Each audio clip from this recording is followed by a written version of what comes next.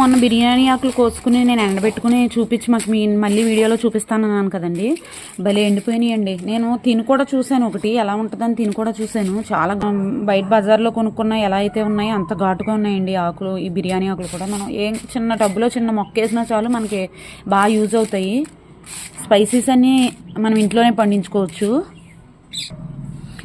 నేను అసలు ఎండాక దీనికి అసలు ఈ ఆకుకి ఘాటు ఉంటుందా లేకపోతే ఏంటి, ఆన్లైన్లో పెట్టుకున్న మొక్క కదా అనేసి నేను ట్రై చేశాక మళ్ళీ మీకు వీడియో పెడదామని ఎన్ని రోజులు పెట్టలేదు. కానీ సేమ్ డిట్టో మనకి బిర్యానీ ఆకులు మనం బయట తెచ్చుకున్న ఎలా ఉన్నాయి అలాగే ఉన్నాయి. ఘాటు అనేది కూడా ఉంటే మార్గం ఉంటుందండి. మనం ఏమైనా మనం పండించాలి అని అన్న సంకల్పం మనకు ఉందనుకోండి, మనం ఏమైనా చేయగలను.